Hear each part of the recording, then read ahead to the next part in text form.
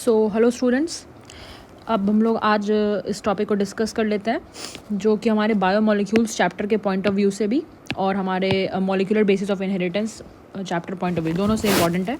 यहाँ हम लोग डिस्कस करने वाले हैं न्यूक्लिक एसिड्स के जो मोनोमर्स होते हैं, यानी कि न्यूक्लियोटाइड्स को यहाँ पे हम लोग डिस्कस करेंगे। अगर आप क्लास 11th में हो तो बायोमोलिक्यूल्स चैप्टर जो उसके पॉइंट ऑफ व्यू से इंपॉर्टेंट है, 12th में हो तब तो इंपॉर्टेंट है ही जेनेटिक्स पॉइंट ऑफ व्यू से।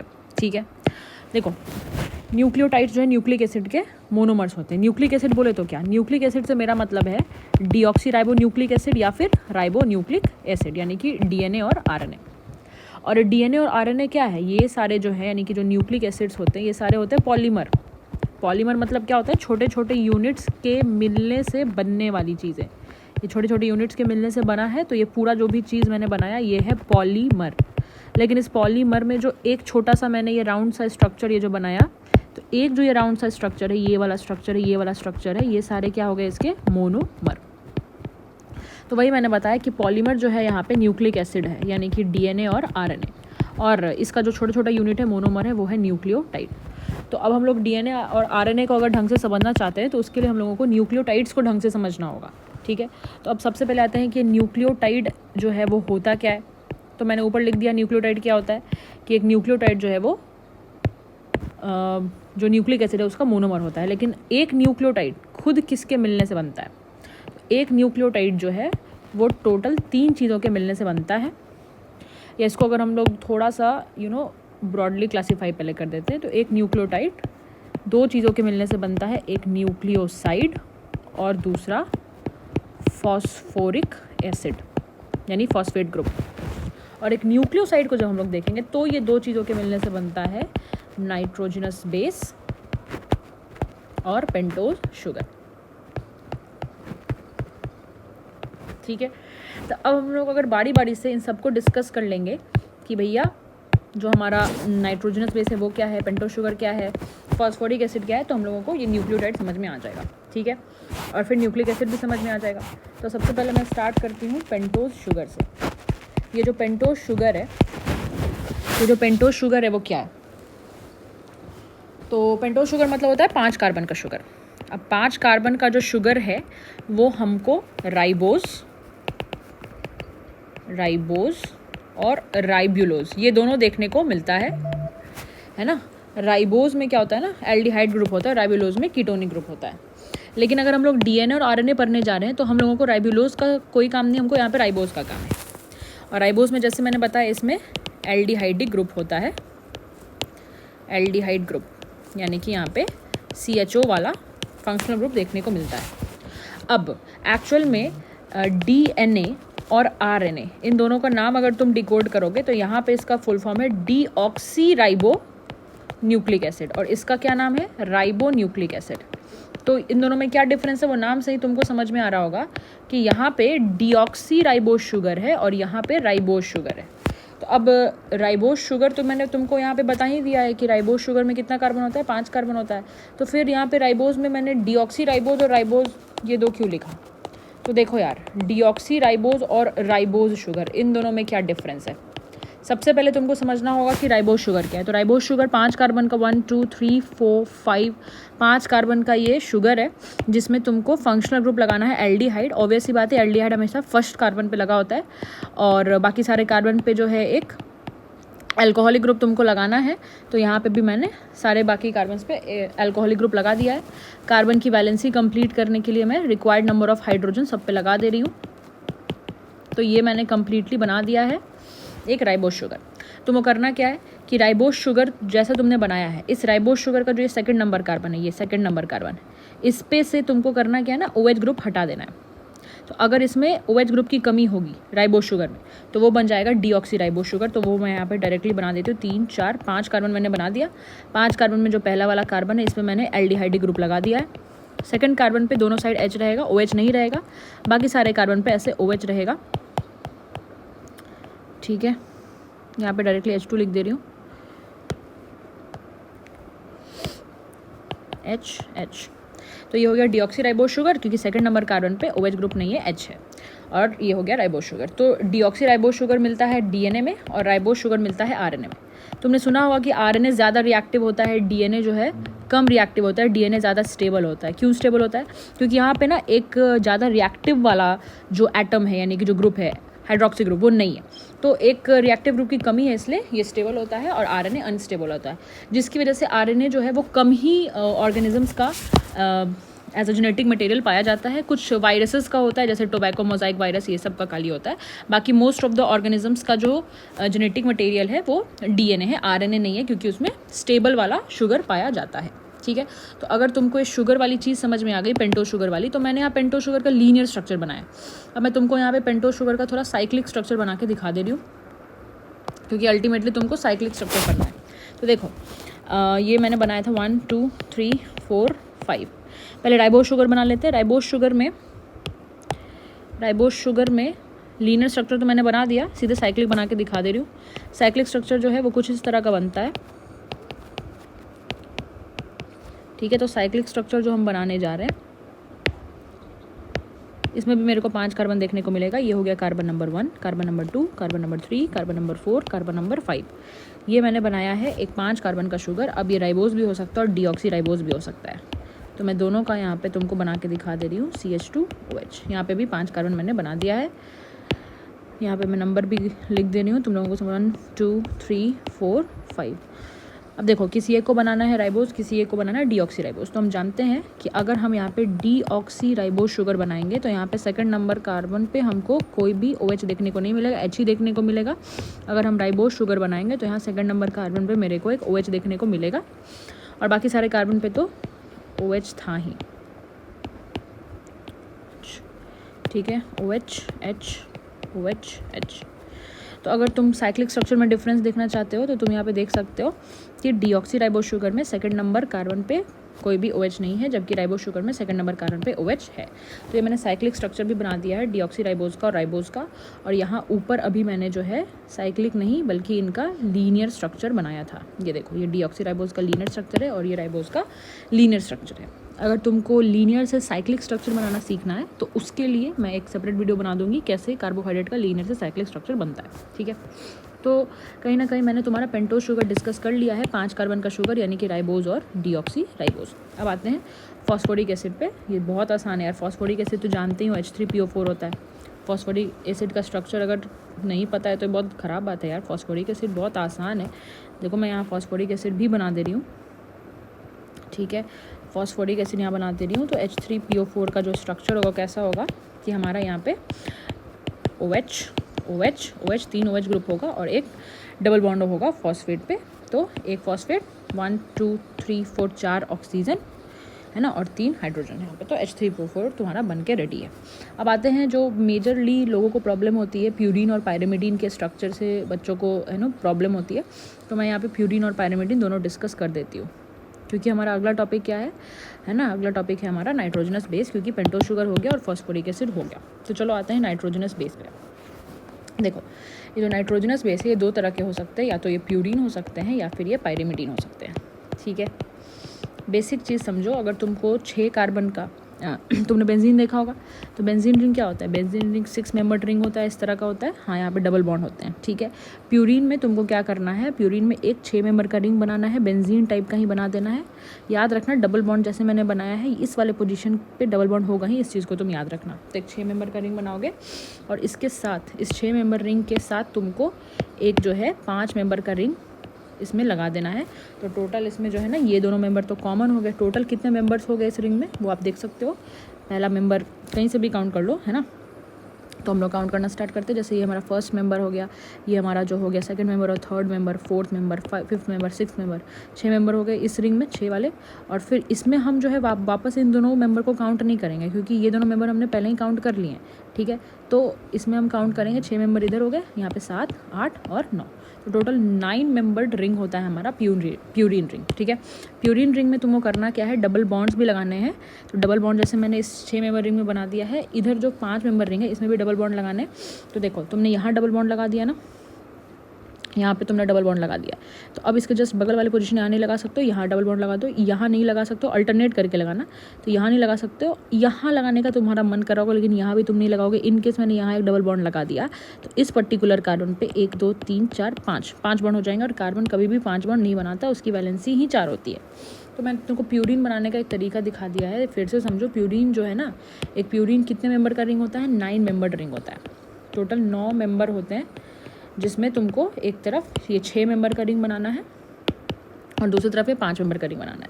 बेंजीन की तरह यहाँ पे अल्टरनेट पोजीशन पे डबल बॉन्ड, और यहाँ पे भी तुमको है ना, यहाँ चूँकि डबल बॉन्ड तुमने दे दिया है तो इसके जस्ट बगल इस पोजीशन में नहीं दे सकते, अल्टरनेटिवली देना है। यहाँ पे एक डबल बॉन्ड दे दिया, फिर यहाँ नहीं दे सकते हो, यहाँ देने का तुम्हारा मन करेगा लेकिन यहाँ भी नहीं दे सकते। इन केस मैंने यहाँ डबल बॉन्ड दे दिया तो इस पर्टिकुलर कार्बन पे 5 बॉन्ड हो जाएंगे। समझ में आया? तो प्यूरिन पायरिमिडिन का मैंने एकदम रॉ स्ट्रक्चर बनाना अभी तुमको दिखाया है।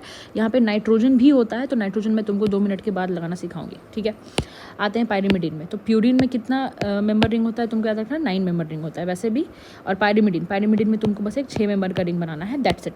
तो देखो मैंने यहाँ पे 6 मेंबर का एक रिंग बना दिया है, और यहाँ पे तुमको सेम वही काम करना है, अल्टरनेट पोजीशन पे डबल बॉन्ड बनाना है। तो यहाँ पे बना देना, फिर यहाँ छोड़ के यहाँ बना देना, यहाँ छोड़ के यहाँ बना देना, तो ये हो गया पायरिमिडिन, ठीक है। पायरिमिडिन कितने मेंबर का रिंग होता है? 6 मेंबर का रिंग होता है, जबकि प्यूरिन जो होता है वो 9 मेंबर रिंग होता है। अगर तुमको इतना समझ में आया तो तुमने एक स्टेप जो है यहाँ पे कंप्लीट कर लिया है। अब मैं दूसरा पॉइंट, इंपॉर्टेंट पॉइंट यहाँ पे लिख देती हूँ। तुमको याद रखना है 1 3 7 9 है ना। 1 एक ऑड नंबर है, 3 एक ऑड नंबर है, 3 के बाद 5 आएगा, 5 मत लिखना, 7 9 ऐसे सीक्वेंस में तुमको अल्टरनेटिवली ऑड नंबर लिख देने हैं। और यहाँ जो है ये नंबर मैंने क्यों लिखा है, क्योंकि प्यूरिन और पायरिमिडिन है तो नाइट्रोजनस बेस, तो यानी कि यहाँ पे नाइट्रोजन भी देखने को मिलेगा। तो ये जो नंबर मैंने लिखा है ये नाइट्रोजन का पोजीशन है, तुमको याद रखना है। तो देखो तुमको एक और बात याद ये रखना है कि तुमको जब नंबरिंग करनी है तो उस केस में तुमको क्लॉकवाइज या एंटी क्लॉकवाइज घूमना है। तो जो प्यूरिन का जो ये 6 मेंबर का रिंग है पहला वाला, इसमें तुमको जो है क्लॉकवाइज नहीं एंटी क्लॉकवाइज घूमना है। तो नहीं, इस तरह से तुमको घूमना है नंबरिंग करते टाइम। और जो इसका 5 मेंबर रहेंगे उसमें तुमको क्लॉकवाइज घूमना है। तो अगर तुमने इस 5 मेंबर रिंग में क्लॉकवाइज घूमे हो तो इधर जो ये पायरिमिडिन का 6 मेंबर रिंग है इसमें भी तुमको है ना इसके 5 मेंबर के रिंग की तरह ही क्लॉकवाइज ही घूमना है। फिर से सुनो मैंने क्या कहा, नंबरिंग करनी है, अभी यहाँ पे नंबर देना है। तो पहला वाला जो 6 मेंबर का रिंग है प्यूरिन में, इसको हम लोग एंटी क्लॉकवाइज लेके चलेंगे, जबकि ये जो 5 मेंबर करेंगे इसमें क्लॉकवाइज लेके चलेंगे, और यहाँ पायरिमिडिन में भी क्लॉकवाइज हम लोग लेकर के चलेंगे, ठीक है। अगर इतना समझ में आया तो तुमको याद रखना है ये बात कि तुमको यहाँ पे नंबरिंग यहाँ से स्टार्ट करनी। ये जो पोजीशन होगा ये फर्स्ट पोजीशन होगा, ठीक है। अब चूंकि एंटी क्लॉकवाइज घूम रहे हैं तो सेकंड पोजीशन होगा, ये वाला थर्ड पोजीशन होगा, ये वाला है ना यहाँ पे 3 होगा, ये वाला 4th होगा, ये वाला 5th होगा, ये वाला 6th होगा, 6 हो गया। फिर इसमें घूमना है तो यहाँ से 7 8 9 क्लॉकवाइज घूमेंगे। तो ये नंबरिंग मैंने कर दी है, किसमें? ये मैंने नंबरिंग कर दी है हमारे प्यूरिन रिंग में। पायरिमिडिन में अगर तुमको नंबरिंग करनी है, जैसे प्यूरिन में यहाँ से स्टार्ट किया था, इस पोजीशन से स्टार्ट किया था, पायरिमिडिन में इस वाले पोजीशन से स्टार्ट करना है। तो ये हो गया 1, और चूंकि यहाँ पे क्लॉकवाइज घूमना है तो 2 3 4 5 और यहाँ पे 6, ऐसे हमने यहाँ पे नंबरिंग कर दी है प्यूरिन में और पायरिमिडिन में। अब नाइट्रोजन को यहाँ पे लगा लेते हैं। तो मैंने यहाँ पे नीचे में नाइट्रोजन का यार नंबर लिख दिया है, ठीक है। नाइट्रोजन का नंबर लिख दिया यहाँ पे 1 3 7 9। तो देखो यहाँ फर्स्ट पोजीशन पे नाइट्रोजन लगा दो, थर्ड पोजीशन पे नाइट्रोजन लगा दो, 7th पे नाइट्रोजन लगा दो, और 9th पे यहाँ पे नाइट्रोजन लगा दो। इस तरह से तुम्हारा ये प्यूरिन रिंग कंप्लीट हो गया है। और अब पायरिमिडिन पे आते हैं। तो पायरिमिडिन में हमको याद रखना है यहाँ पे 1 3 7 9 4 पोजीशन थे, यहाँ पे 1 और 3 बस है। तो फर्स्ट पे यहाँ पे नाइट्रोजन लगा दो और थर्ड पे बस यहाँ पे नाइट्रोजन लगा दो। कहानी खत्म हो गई है हमारी, ठीक है। एक बार फिर से यहाँ पे डिस्कस कर लेते हैं। मैं फिर से यहाँ पे रॉ स्ट्रक्चर बना देती हूँ। मैंने क्या बोला था, प्यूरिन में तुमको 6 मेंबर ऐसे रिंग बनाना है, और इसमें तुमको जो है इस तरह से 5 मेंबर रिंग जोड़ देना, और पायरिमिडिन में सिर्फ 6 मेंबर ऐसे रिंग बनाना है ना। तुमको क्या करना है, अल्टरनेट पोजीशन पे इस तरह से यहाँ पे डबल बॉन्ड जोड़ देने हैं, यहाँ पे डबल बॉन्ड ऐसे जोड़ देना है, बात खत्म। यहाँ पे भी तुमको इसी तरह से सीक्वेंस में अल्टरनेट पोजीशन पे डबल बॉन्ड जोड़ने थे, ठीक है। अब तुमको क्या करना था, यहाँ पे 1 3 7 9 ये पोजीशन याद रखना था, यहाँ पे 1 और 3 पोजीशन याद रखना था, है ना। और तुमको क्या करना था कि पहला वाला जो ये हमारा 6 मेंबर करेंगे इसमें तुमको एंटी क्लॉकवाइज घूमना था, इसमें क्लॉकवाइज और इसमें भी क्लॉकवाइज, ठीक है। यहाँ पे इस वाले पोजीशन को फर्स्ट से डिनोट करते हैं। तो फर्स्ट पे अगर है नाइट्रोजन तो थर्ड पे भी डालना है ना। तो ये सेकंड हो गया, ये थर्ड हो गया, थर्ड पे डाल दिया, 4th हो गया, 5th हो गया, 6th हो गया, ये 7 हो गया, ये 8 हो गया, ये 9 हो गया, तो 7th पे डाल देना, 9th पे डाल देना है। तो ये वाली कहानी मैंने प्यूरिन के लिए बताया था। पायरिमिडिन में मैंने बताया था कि यहाँ से जो है फर्स्ट काउंटिंग करनी है। तो ये जो है सेकंड हो गया, ये थर्ड हो गया, 1 और 3 पे यहाँ पे नाइट्रोजन लगा दो, फिर कहीं पे भी नाइट्रोजन मत लगाओ, 4 5 6। तो ये हमारा हो गया पायरिमिडिन। तो प्यूरिन और पायरिमिडिन अगर तुमको समझ में आया तो अब तुमको जो है एडेनिन, गुआनिन, बाकी जो भी, जैसे यहाँ पे मैंने देखो प्यूरिन बनाया, यहाँ पे प्यूरिन का स्ट्रक्चर बना हुआ है, यहाँ मैंने पायरिमिडिन बनाया, यहाँ पायरिमिडिन का ऐसे स्ट्रक्चर बना हुआ है। आई होप ये चीज़ क्लियर होगा, प्रैक्टिस करने के बाद ही समझ में आएगा। ठीक है, चलो भाई, तो अब जो है प्यूरिन और पायरिमिडिन को हम लोग जब डिस्कस कर लिया, तो प्यूरिन का यार 2 एग्जाम्पल है, एडेनिन और गुआनिन, और पायरिमिडिन का यार तुमको इसी सीक्वेंस में याद रखना है, पायरिमिडिन। पायरिमिडिन का यहाँ पे 3 एग्जाम्पल है, cytosine, uracil and thymine. Thymine है, थियामाइन नहीं है, थियामाइन इज बिटवीन B1। ठीक है, अब देखो सबसे पहले तुम सोचोगे कि अब कैसे इन दोनों में डिफरेंस बनाए, तो सबसे पहले इसका स्ट्रक्चर बनाना भी बहुत आसान है। सबसे पहले मैंने जो तुमको रॉ स्ट्रक्चर बनाया है, बताया है अभी प्यूरिन का, वो तुम बना दो। ठीक है, सारे जगह पे नाइट्रोजन लगा दो जहाँ पे बताया था, तो 1 3 7 9 पे, तो ये हो गया फर्स्ट, ये हो गया सेकंड, 3 है ना, थर्ड, फोर्थ, फिफ्थ, सिक्स्थ है ना, 7 8 और ये 9। तो इन सारे पोजीशन पे नंबरिंग करके तुमको नाइट्रोजन लगा देना है। ये मैंने यहाँ पे नाइट्रोजन लगा दिया है। ठीक है, अब तुमको यहाँ पे भी सेम काम करनी है, यहाँ पे लगा देते हैं यार, सेम तो करना है, प्यूरिन है दोनों, तो ये कहानी तो सेम है।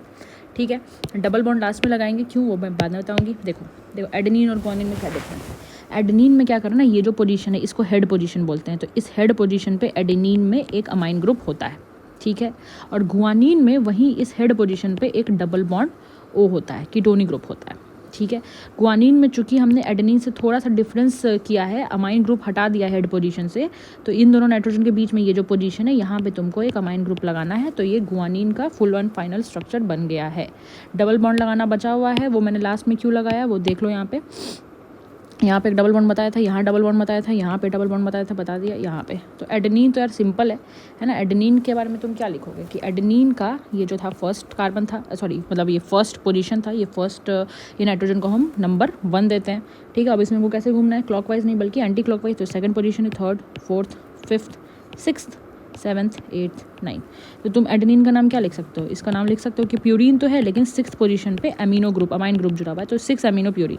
लेकिन यहाँ पे क्या लिख सकते हो, यहाँ पे 6th पोजीशन पे तो डबल बॉन्ड O है, लेकिन यहाँ पे 2nd पोजीशन पे NH2 ग्रुप भी है। अब हम यहाँ पे डबल बॉन्ड लास्ट में क्यों लगा रहे थे, देखो मैंने बोला पहले नहीं लगाना। अगर यहाँ डबल बॉन्ड है तो यहाँ भी लगाओगे, अगर यहाँ तुमने डबल बॉन्ड लगा दिया तो इस पर्टिकुलर कार्बन पे 1 2 3 4 5 बॉन्ड हो जाएंगे, इसलिए यहाँ पे डबल बॉन्ड हम नहीं लगाएंगे, है ना। तो डबल बॉन्ड यहाँ नहीं लगेगा, अब जैसे था बाकी पोजीशंस पे वहाँ पे लगा देंगे, और ऐसे यहाँ पे डबल बॉन्ड रहेगा, यहाँ भी रहेगा।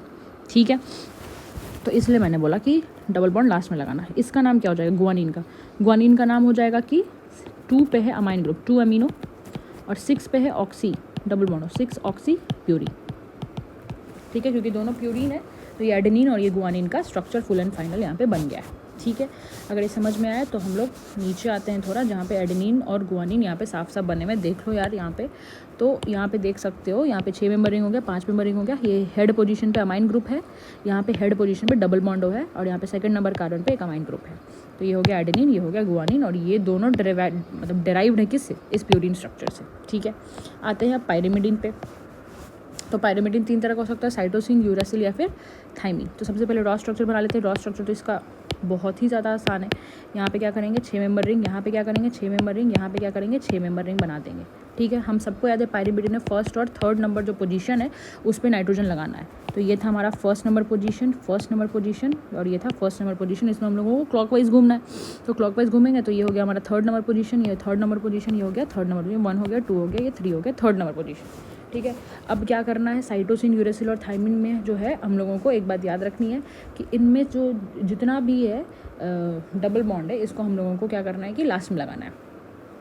ठीक है, तो ये जो है डबल बॉन्ड जो है हम लोगों को लास्ट में लगाना है, क्योंकि यहाँ पे कुछ एक्स्ट्रा ग्रुप्स लगाएंगे, जैसे कीटोनिक ग्रुप लगाएंगे। चलो देखो, अब इसके बाद क्या करना है, थोड़ा भी कंफ्यूजन है ना, जो बात याद रखनी है वो याद रखो। ये जो सेकंड नंबर पोजीशन दिख रहा है, इन सब में इन सेकंड नंबर पोजीशन पे तुमको double bond O, double bond O, double bond O लगा देना है।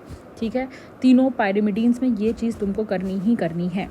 ठीक है, अब आते हैं, जैसे हमने जब प्यूरिन डिस्कस किया था, तो प्यूरिन में पहले एडेनिन डिस्कस किया था, तो हेड पोजीशन पे अमाइन लगाया था ना। वैसे ही यहाँ पायरिमिडीन में जो सबसे पहले डिस्कस कर रहे हैं साइटोसिन, यहाँ पे भी हमको हेड पोजीशन पे NH2 अमाइन ग्रुप लगा देना है। ठीक है, यूरेसिल में क्या करना है, यूरेसिल में जैसे इसके एडेनिन का गुआनिन पढ़ा था, तो यहाँ हेड पोजीशन पे क्या लगाया था, डबल बॉन्ड O। वैसे ही अगर हम साइटोसिन के बाद यूरेसिल पढ़ रहे हैं तो यहाँ भी हेड पोजीशन पे क्या लगा देंगे, डबल बॉन्ड O। ठीक है। तो ये दोनों चीज़ अगर तुमको समझ में आया तो तुमको याद ये रखना है कि थाइमीन जो है ना यूरेसिल का भाई है यार। थाइमीन को हम लोग ना 5 मिथाइल यूरेसिल भी बोलते हैं, यानी कि यूरेसिल की तरह ही एग्जैक्टली सेम, बस यूरेसिल बनाने के बाद उसके 5th पोजीशन पे मिथाइल भी जोड़ दो, थाइमीन बन जाएगा। तो यार यूरेसिल की तरह पहले इसको छाप दो ऐसे, और 5th पोजीशन कौन सा है, तो ये 1st था, ये 2nd था, ये 3rd था, ये 4th था, तो 5th यही है यार हमारा। तो यहाँ पे क्या लगा देंगे, एक मिथाइल ग्रुप, तो हो गया 5 मिथाइल यूरेसिल बन के रेडी है। अब डबल बॉन्ड ओ लगा देते हैं, सॉरी मतलब जो डबल बॉन्ड था हमारे इस ग्रुप के अंदर, इस साइकिल के अंदर, उसको हम यहाँ पे लगा देते हैं, तो हमारा ये पूरा कंप्लीट हो जाएगा। यहाँ डबल बॉन्ड ओ था, मैंने बताया था, मतलब डबल बॉन्ड लगाना था, डबल बॉन्ड लगा दिया, अल्टरनेट छोड़ के यहाँ लगा दिया। अब अल्टरनेट छोड़ के यहाँ अगर गलती से भी डबल बॉन्ड लगा दिया इन दोनों के बीच में, यानी कि अगर मैंने गलती से भी यहाँ डबल बॉन्ड लगा दिया तो इस पर्टिकुलर कार्बन पे 5 बॉन्ड हो जाएगा, इसलिए वहाँ पे डबल बॉन्ड हम नहीं लगाएंगे। ठीक है, आते हैं यहाँ पे क्या डबल बॉन्ड लगा सकते हैं, नहीं लगा सकते हैं। यहाँ मतलब कि इस पोजीशन में नहीं लगा सकते, तो फिर 5 बॉन्ड हो जाएगा। तो उसी हिसाब से बैलेंसी को चेक करते हुए जो है डबल बॉन्ड मैं यहाँ पे लगा देती हूँ। एक जगह पे यहाँ पे डबल बॉन्ड होगा और यहाँ पे भी सिर्फ एक जगह पे डबल बॉन्ड होगा। तो इसी के साथ प्यूरीन और पायरिमिडीन भी अपना कंप्लीट हो गया है। याद रखना है प्यूरीन और पायरिमिडीन दोनों को हम हेटेरोसाइक्लिक रिंग बोलते हैं। क्यों? क्योंकि यहाँ पे होमोसाइक्लिक नहीं है। अगर एक साइकिल में सिर्फ कार्बन हो तो होमोसाइक्लिक हो गया, लेकिन कार्बन के साथ साथ यहाँ साइकिल में नाइट्रोजन भी है, तो इनको हम हेटेरोसाइक्लिक रिंग बोलते हैं, प्यूरीन्स को और पायरिमिडीन को। तो यार इतना हम लोग क्यों देख रहे हैं, क्योंकि यार अपना मकसद था कि हमको एक न्यूक्लियोटाइड समझ में आए। न्यूक्लियोटाइड समझने के लिए न्यूक्लियोसाइड समझ में आना चाहिए, फॉस्फोरिक एसिड। न्यूक्लियोसाइड समझने के लिए नाइट्रोजनस बेस और पेंटोज शुगर समझ में आना चाहिए। मैंने तुमको तीनों चीज़ एक्स्ट्रा अलग से बता दिया है। अब न्यूक्लियोसाइड पहले बता देती हूँ इन दोनों को जोड़ के, और फिर न्यूक्लियोटाइड बताऊँगी। ठीक है, देखो न्यूक्लियोसाइड क्या होता है। न्यूक्लियोसाइड में तुमको क्या करना है कि एक शुगर लेना है। चलो यहाँ पे राइबोस शुगर बना लेते हैं। ये मैंने CH2OH ये राइबोस शुगर का साइक्लिक स्ट्रक्चर बना दिया है। और इस न्यूक्लियोसाइड में तुमको राइबोस शुगर में, यानी कोई भी शुगर ले लो, राइबोस शुगर यानी पेंटोज शुगर ले लो। अब राइबोस भी ले सकते हो, डीऑक्सी राइबोस भी ले सकते हो। इसमें तुमको जो है क्या जोड़ देना है, नाइट्रोजनस बेस, यानी कि प्यूरीन या पायरिमिडीन। किस पे? On first carbon. देखो यार फर्स्ट कार्बन में इस पे पूरा का पूरा एक नाइट्रोजनस बेस जोड़ दो, वो बड़ा सा स्ट्रक्चर बना दो जो अभी तुरंत मैंने तुमको बना के दिखाया। तो ये बन जाएगा न्यूक्लियोसाइड। लेकिन न्यूक्लियोसाइड नहीं, अपने को क्या बनाना था, न्यूक्लियोटाइड। तो अगर न्यूक्लियोटाइड तुमको समझना है तो न्यूक्लियोटाइड करने के लिए क्या करना होगा, न्यूक्लियोसाइड बनाओ, और न्यूक्लियोसाइड में तुमको 5th नंबर कार्बन जो है शुगर का, उस पर तुमको जोड़ देना है कौन सा group, phosphate group, on 5th carbon phosphate group. तो देखो यार यहाँ पे क्या किया मैंने, शुगर बना दिया, फर्स्ट कार्बन पे नाइट्रोजनस बेस जोड़ दिया, और यहाँ पे जो 5th कार्बन था CH2OH, यहाँ पे इसके OH के से ऊपर रिएक्ट करा दिया मैंने फॉस्फेट ग्रुप को। तो यहाँ पे मैंने फॉस्फेट ग्रुप जो है इस तरह से तुम्हारा बना दिया है। ठीक है, तो ये जो पूरा स्ट्रक्चर हमने बनाया, इसको तुम बुक्स में या आसानी से अगर बनाना चाहते हो तो सीधे शुगर बनाओ, यहाँ फर्स्ट नंबर पे जोड़ दो नाइट्रोजनस बेस, और यहाँ पे 5th नंबर कार्बन पे ऐसे लिख दो फॉस्फेट। तो ये भी अपना जो स्ट्रक्चर बना, ये क्या हो गया, न्यूक्लियोटाइड का स्ट्रक्चर हो गया।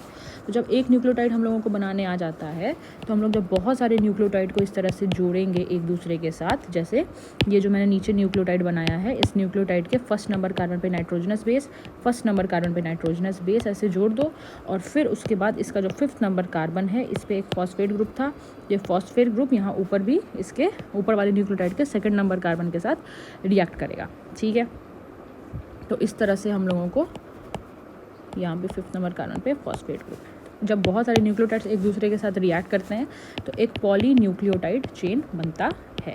अब ये कैसे रिएक्ट करते हैं, इस चीज़ को अगर पर्टिकुलरली तुमको इस बॉन्ड को ढंग से देखना है, तो कैसे बन रहा है नहीं बन रहा है, तो उसके लिए बायोमोलिक्यूल्स चैप्टर का जब मैं नोट्स बताऊंगी यानी पढ़ाऊंगी तो तुमको डिटेल से समझ में आ जाएगा। ठीक है, तो आई होप कि ये जो पूरा तुम्हारा जो कंफ्यूजिंग टॉपिक है कि न्यूक्लियोटाइड क्या है, न्यूक्लियोटाइड क्या है, वो तुमको पूरा समझ में आ गया होगा।